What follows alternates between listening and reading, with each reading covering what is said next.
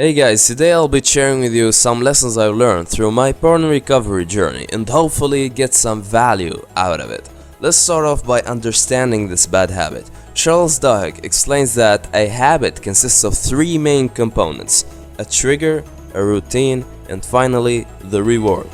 For porn users, the triggers are pretty obvious. It's a time of the day, some day in the weekend, or when you're experiencing a general feeling of boredom and stress.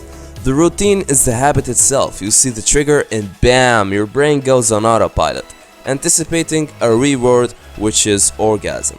Now this is the cycle that you want to break free from, right? Charles says that to change a habit, you have to keep the reward and the triggers the same, only change the routine.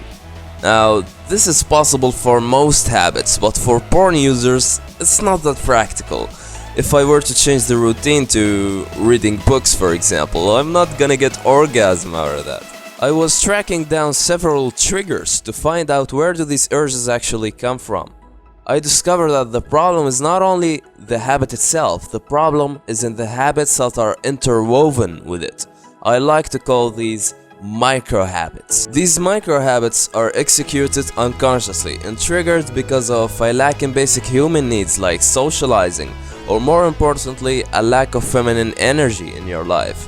Here's an example for micro-habits. So I'd be surfing the internet calmly and then I begin to feel lonely and bored. I go on Facebook. I get my reward, which is a relief from stress. This is a micro-habit. The question is, how does this relate to porn? Well, your intention was to go chat for a little bit, right? But let's be honest here. As a former porn user myself, when I see a hot model's picture on Facebook, my craving brain will react automatically by clicking on it. Of course, you can still argue that this doesn't count as porn, but what you're not aware of is that your brain is producing little shots of dopamine here and there from these micro-habits, and that's how you get cravings for porn.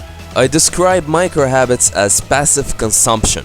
You're not actually exposed to porn directly, but you're getting little shots of dopamine from these bikini thumbnails on YouTube, or even a simple kissing scene in your favorite movie. Here's what happens from there. Visualization kicks in. You start fantasizing. This is why you go on Facebook and 10 minutes later you find yourself on a porn site.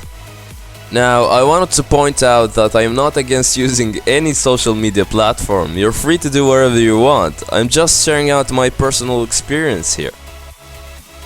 We arrived at the interesting part now, the solution. The solution is pretty simple. If we cannot change the macro habit, we'll try to replace the micro habits. This is not a quick fix or a magic pill, but rather things that I tried personally. So here's what I did. I took the routine for every single micro habit and replaced it with flow state activities. Why? Because the only thing that could produce huge amounts of dopamine like orgasm is a flow state. So I replaced the old routines with flow state activities, and with time I got addicted on flow rather than watching junk porn on my computer. By doing what I did, you will not only reduce your exposure to porn, you're going to be building a lot of willpower.